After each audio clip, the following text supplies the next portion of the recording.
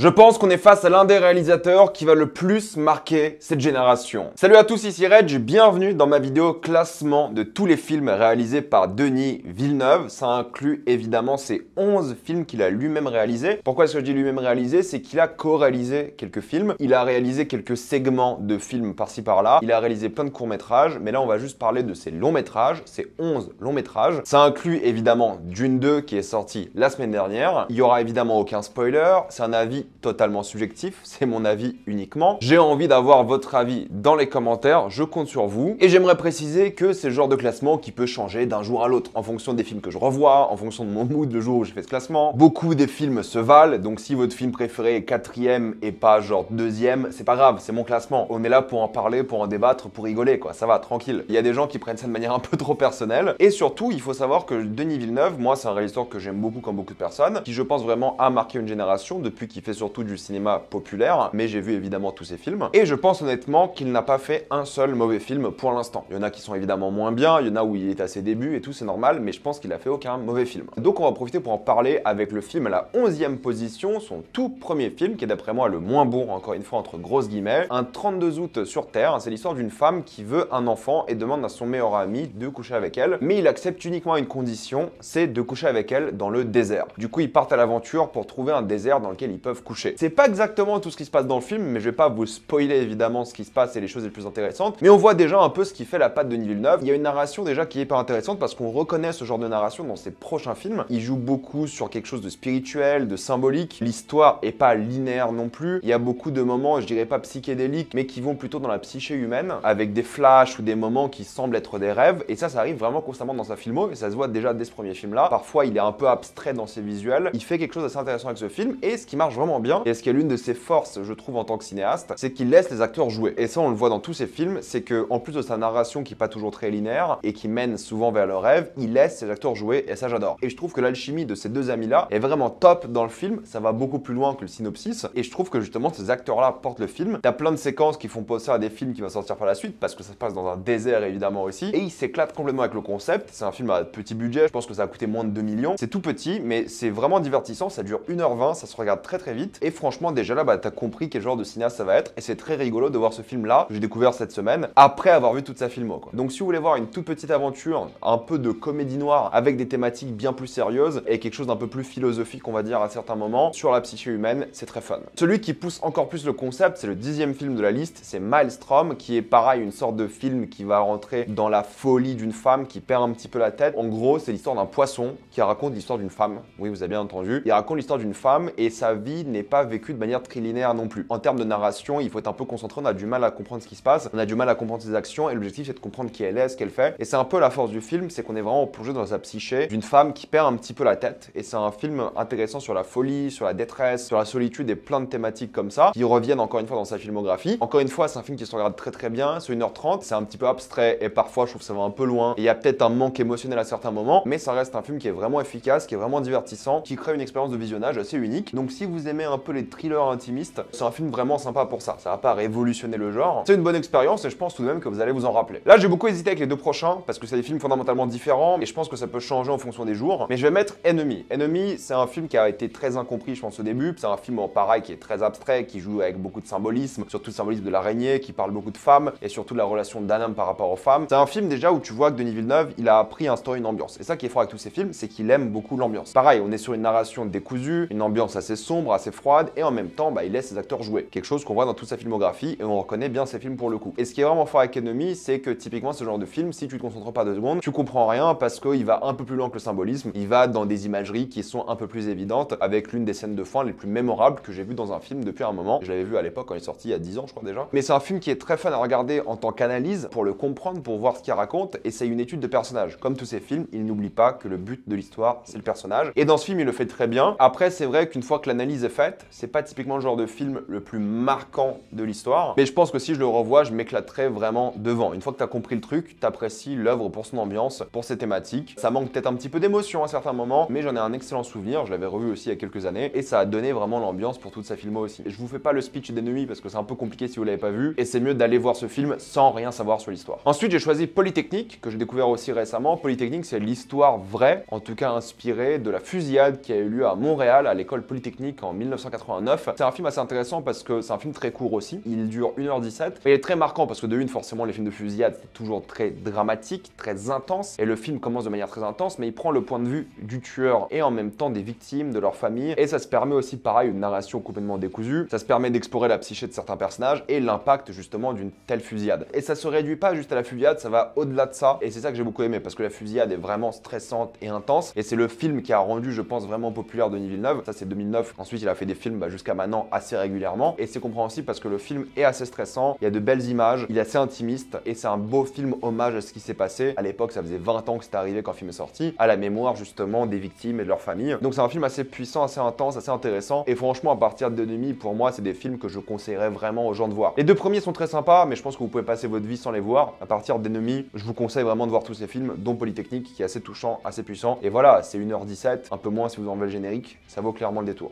Incendie est aussi un film assez particulier, j'ai pas trop envie d'en parler, mais c'est un film de guerre, c'est un film qui parle de religion, qui parle de spiritualité, c'est un film qui a beaucoup de surprises scénaristiques, et j'ai pas envie de vous donner le speech, mais c'est un film qui est magnifique. On voit encore une fois un film dans le désert, c'était le gars parfait pour faire des films dans le désert. On voit beaucoup son imagerie très forte encore une fois, narration complètement décousue, et ça raconte l'histoire d'une famille cette fois-ci, avec beaucoup de retournements de situation, beaucoup de choses assez horribles qui se passent, mais encore une fois dans la psychologie des personnages qui vivent des choses horribles, des traumatismes, quelque chose qu'on reconnaît dans tous ces films maintenant, hein, les traumatismes, les personnages un peu fous ou même complètement défaillants si je puis me permettre. Et là, Incendie, c'est l'un des films les plus mémorables visuellement, je trouve qu'il est magnifique. C'est avant qu'il se lance vraiment dans la science-fiction, c'est 2010, c'est hyper cool, et ça reste un film qui parle de choses sérieuses, de politique, de traumatisme, de religion, de spiritualité, du trauma générationnel. C'est vraiment super, c'est dur à regarder, pour le coup il y a des scènes vraiment intenses. Pendant longtemps ça a été l'un de mes films préférés de Denis Villeneuve, je vous le conseille vraiment, il est excellent. J'ai un peu moins apprécié le deuxième visionnage, c'est le genre de film qui te surprend constamment une fois que tu l'as vu. La deuxième fois, vu que tu connais un peu toute l'histoire, ça reste encore très bien, mais c'est moins impactant. Mais ça reste vraiment top et je vous le conseille si vous n'avez pas vu Incendie, foncez, vous allez adorer. Le rythme un peu différent et plus lent que quasiment tous ses films, c'est peut-être son film le plus lent techniquement, mais vous allez adorer et c'est l'une des fins les plus mémorables que j'ai vues pour le coup de l'histoire du cinéma.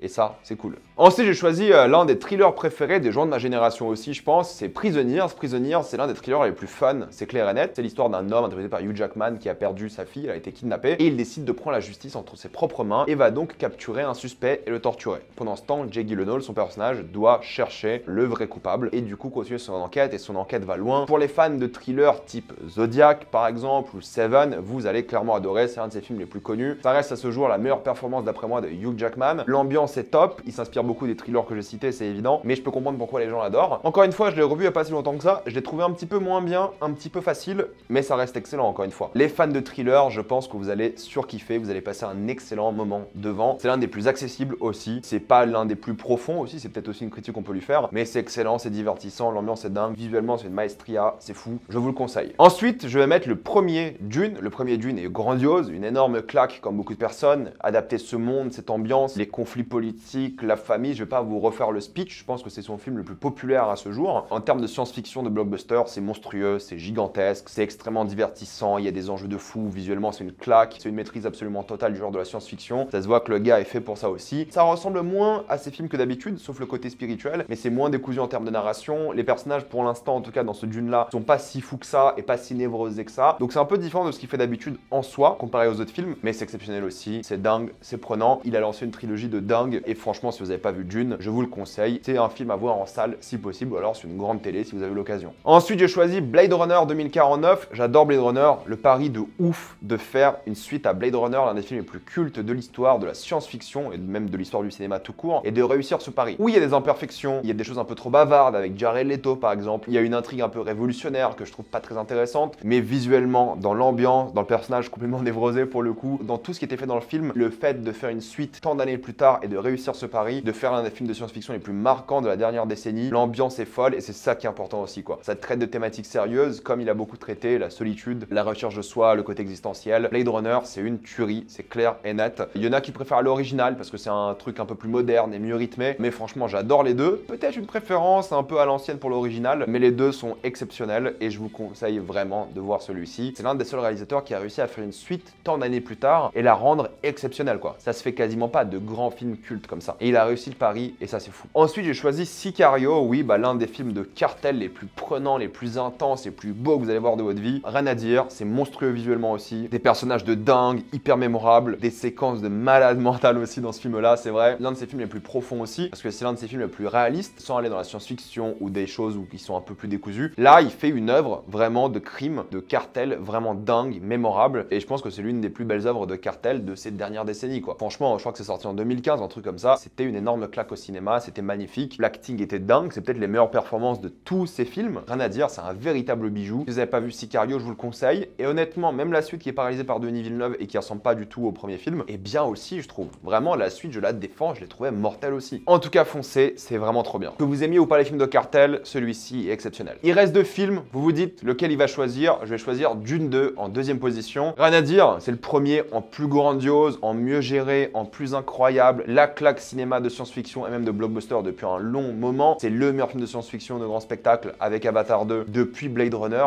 Donc le gars, il a un créneau assez costaud, mine de rien. C'est exceptionnel. J'en ai fait ma critique récemment, la semaine dernière. Rien à dire, hein, c'est le film qui a tout compris, qui a quasiment tout réussi. Énorme succès. Il prépare magnifiquement sa trilogie. Il a parfaitement compris comment élever une suite, en mettant plus d'enjeux, mais en prenant son temps. C'est génialissime. Ça va rejoindre la liste des meilleures suites de l'histoire du cinéma, il n'y a aucun doute. C'était dur de faire mieux que le premier et il a vraiment bien réussi. Et mon film préféré de Denis Villeneuve, pour moi, est son film le plus émouvant, le plus puissant, c'est évidemment Premier Contact. Premier Contact, pourquoi c'est mon film préféré de Denis Villeneuve? C'est que de une, c'est le plus émouvant. Ces films manquent un peu d'émotion, je trouve. Celui-ci, c'est l'un des seuls films de Denis Villeneuve qui va vous faire chialer. C'est celui qui joue le plus avec ses forces, donc la narration décousue, ses visuels de dingue, les personnages qui sont en quête de sens et d'identité. Ça a l'une des meilleures fins de l'histoire du cinéma d'après moi, et ça joue avec les codes du cinéma. C'est son seul film d'après moi qui pousse les codes du cinéma encore plus loin et qui joue vraiment avec, et pour ça j'ai adoré. Des œuvres de science-fiction comme ça, on n'en verra pas souvent. Pour moi, c'est son chef-d'œuvre ultime. C'est un bijou de SF, c'est hyper bien réalisé, c'est hyper bien écrit, c'est visuellement marquant. C'est le film où il a mieux réalisé parce qu'il a mis l'humain au centre, il est allé chercher l'émotion qu'il n'y a peut-être pas dans ses autres films, c'est vrai. Et là, ça m'a mis sur le cul et j'adore ce film, c'est incroyable. C'est le genre de film, plus tu y penses, plus tu l'adores et c'est tout à fait normal. Je l'ai racheté il y a même pas un an, faut que je le revoie, mais c'est une énorme claque. Arrival en anglais, regardez-le et c'est peut-être l'une des meilleures performances d'Amy Adams aussi. Et Jeremy Renner est ouf dedans, incroyable. S'il passe au cinéma, foncez, sinon achetez-le, c'est une claque. Voilà, je vais m'arrêter là, mettez-moi votre classement dans les commentaires, dites-moi ce que vous pensez du mien, êtes-vous d'accord, pas d'accord, j'ai envie d'avoir votre avis. Comme d'habitude, pensez à vous abonner à la chaîne pour voir les prochaines vidéos, mettez un j'aime, ça aide beaucoup la chaîne. Suivez-moi sur tous mes réseaux pour plus de débats, critiques, actualités et concours. Et moi je vous dis à la prochaine fois, salut à tous.